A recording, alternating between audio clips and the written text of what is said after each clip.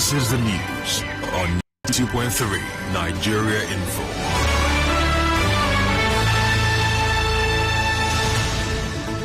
On the news this evening, flyover construction workers in Port Harcourt protest again.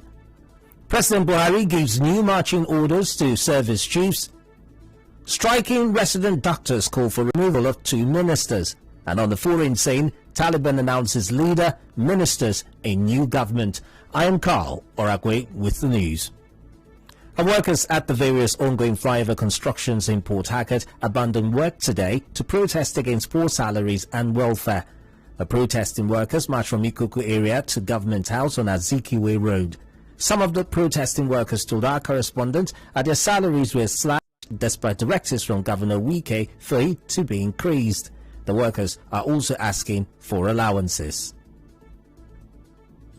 They are paying us 50,000 naira, sometimes 44,000 naira. We need transport. The weight of Garina is 6,000 naira. With 45,000 naira, what you purchase, and children is there. No way to go school. JBS staff should be paid according to other staffs. In Lagos State, they are giving them transport. Edo State, Abuja, they are giving them transport. Yes. Oh, God, look at the way we are walking like elephants and eat like ants. How much are the bills? How much? Those are 5 years. Those are 5 years. Account. LA 2000. I remember from account. LA 2000. So we want them to increase our salary because our salary is poor. This is the second time construction workers with the Julius Berger Company will be protesting poor salary in Rivers State. Moving on, an environment activist in Rivers State, Fine-Face Dunamene, has called on government to properly regulate the activities of all companies, illegal refiners and security officials to tackle air pollution in the country. Speaking on the International Day of Clean Air for Blue Skies, Dunamene also called for the implementation of the report on black suit developed by the state government. From the angle of youth who are involved in artisanal crude oil refining, provide them with alternative means of livelihood. That includes the setting up of modular refinery as alternative to them. Not that modular refinery will not contribute to environmental pollution, but it will contribute to the setting up of the Presidential Artisanal Crude Oil Refining Development Initiative, PACODE. It's another way of empowering the youth who are involved in artisanal refining. That will also reduce the current level of pollution that we have from that source. Buy some fishing boats and engage these youth to go on the river and fish. He also suggested some steps be taken by the government to tackle the problem of illegal refining of crude oil. All these problems are coming from the activities of multinational oil companies and, of course, activities of some youth who are involved in artisanal crude oil refining. One of the ways of addressing this problem is to ensure that the report on black suit that was developed by the Rivers State government, headed by Professor Rosemary Konya, that report should be made public and be implemented. The regulatory agencies, NOSRA, NESRA, and all other ones, should endeavor to ensure that they implement the laws that have been enacted to address these issues of pollution. The security operatives who are in the business of setting boats and barges conveying alleged illegal products ablaze should also desist from it. Dunamene also spoke on how the government can tackle the problem of carbon emission. If electricity is stabilized, a lot of homes will not be depending on generators to power their homes and contribute to pollution and emission that is contributing to climate change. The VIO should try as much as possible to ensure that motorists maintain their vehicles in such a way that they are roadworthy. Then the oil companies should also try as much as possible to shift from some of the ways they emit, their carbon into the air to address some of these issues. Then the Nigerian government should look into the issue of clean and renewable energy. The world today is moving away from hydrocarbons. Away from that, a businessman, Paul Ugbe, is calling on the River State Police Command to help him find his vehicle, which was stolen while he was being assaulted by a policeman around a roundabout last week Sunday. Mr. Ugbe narrated in tears how the police officer Basil Okon from Eneka police station beat him up as he tried to confront a tricycle driver who had hit his side mirror.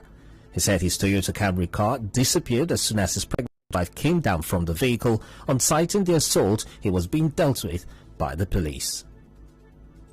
My wife that was inside the car in the front seat, out of fear that they might injure her husband, she now came down to beg them. At that point where they left me and I got up from the ground and discovered that my Toyota Corolla, blue color, was nowhere to be found. The moment I discovered that my car was not there, they entered their van and zoomed off to the car police station. And I followed them to that police station, only for them to beat me again inside the police station that I should go away and go and look for my car. At this point, I cannot find my car. But the matter has been registered in Eneka police station. But since on Sunday up till today, the way the matter has been going, I'm not comfortable with it.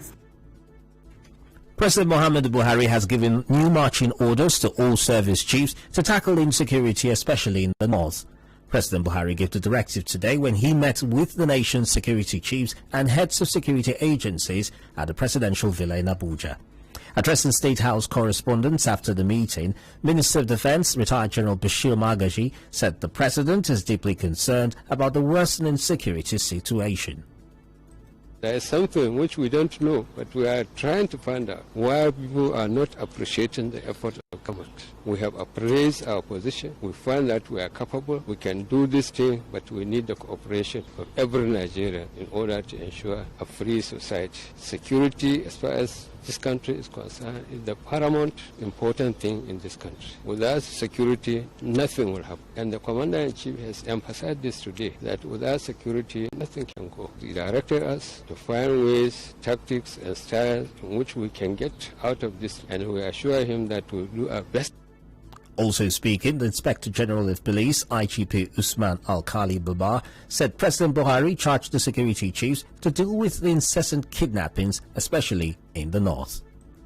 The constitutional responsibility of government is the provision of security is one and is foremost, and he is ready to provide such. We should reinvigorate our efforts, which are yielding results in the northeast, southeast, but more things to be done in the north central, northwest, where people are worried, and he has intelligence and information that school children and students are abducted, selective abductions and killings are done. This narrative must change. We have assured him and promised him that we'll make effort to do more. Still ahead on the news this evening, striking resident doctors call for removal of 2 ministers. Do stay tuned.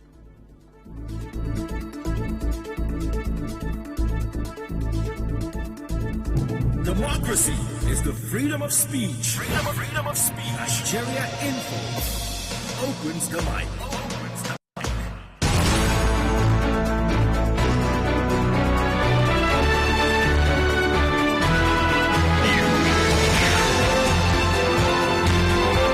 This is the news on 92.3 Nigeria Info.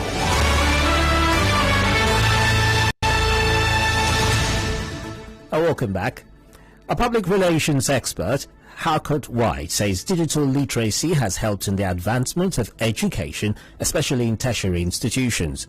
Dr. Orakwue, who is the public relations officer at the River State University, was speaking on the commemoration of International Literacy Day tomorrow. He said most education institutions were able to cope and give lectures during the peak of the COVID-19 pandemic because they had the digital tools to pass on knowledge to students. Digital literacy has done a lot for the university. During this COVID, we're just one of the very few universities that we're still on, thanks to digitization and digital literacy. A lot of our lecturers are compliant, so that's why we're able to beat the challenge of having to stop school at the time. We can't keep shying away from it. The world has gone digital, and whether anybody likes it or not, we need to adjust. There are a lot of limitations. First and foremost, most importantly, is the ability to finance that digital technology. Meanwhile, some university students have been speaking on how digital literacy has helped them grow academically. As a student, personally, I would say that digital literacy has helped me in easily accessing information. But then now, due to digital literacy, you can sit at the comfort of your home or just anywhere you are and then Google and then get vital information that will help you. Like when we are giving assignments, without the internet, I'm not sure we can do anything. Like if you are an illiterate, I don't even think I can even come out and talk. So it has really helped. The International Literacy Day is celebrated every September 8 to remind the society of the importance of literacy to their dignity and fundamental rights in order to advance the literacy agenda towards a more literate and sustainable society. The theme for this year is Literacy for a Human-Centered Recovery, Narrowing the Digital Divide. The president of the Nigerian Association of Resident Doctors, Orakwue, says the arrears of resident doctors should be paid amongst other dividends if the government wants the ongoing strike to be called off. Speaking on Channels Television earlier today, the NARD president said the strike will be called off immediately if the Minister of Labour, Chris Ngige, is removed. The biggest problem we have is from the Minister of Labour. I can tell you that if I go back to my members and they ask for just one person and we'll call off the strike, we'll ask for the Minister of Labour to be removed and we'll call off the strike. Not concerning the no work, no pay, any other thing he has done. For feeding Nigerians and the presidency lies. He comes on air regularly, misinforming Nigerians when people are dying. Is the chief reconciliator of the federal government. What has he reconciled? ASU is threatening to go on strike. GSU is threatening to go on strike. MBCAN is threatening to go on strike. NMA is threatening to go on strike. Virtually all sectors in Nigeria wants to go on strike. Meanwhile, Nigeria recorded 379 new cases of COVID-19 yesterday. Lagos recorded the highest number of cases with 138, while Rivers State recorded 44 cases. Governor Nyesom Wike had in a press briefing threatened to impose a lockdown if the number of cases continues to rise. In business, the FIRS is currently seeking the approval of the National Assembly to amend the Finance Act for the purpose of dragging online businesses on social media to its tax net. The chairman of the agency, Mohammed Nami, stated this during an engagement with the Senate Joint Committees. In entertainment, Camilla, Duchess of Cornwall and wife to Prince Charles, heir apparent to the British throne, has been named the first patron of Mirable Sexual Assault Referral Centre, Lagos. The Duchess made this announcement via her Twitter page shared with her husband, Charles, Prince of Wales, today. In sports, the Super Eagles' journey towards the qualifying for the 2022 FIFA World Cup Qatar is underway with an away fixture against Cape Verde. Julio Tavares scored a goal for Cape Verde side, and Victor Osimhen also scored for the Super Eagles with a cross into the 6-yard box. And now we'll bring you news from around the world.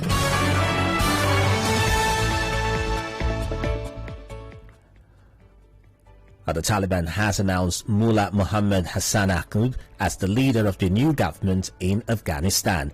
Chief spokesman Zabihullah Mujahid also told a press conference that Taliban co-founder Abdul Ghani Baradar will be the deputy leader.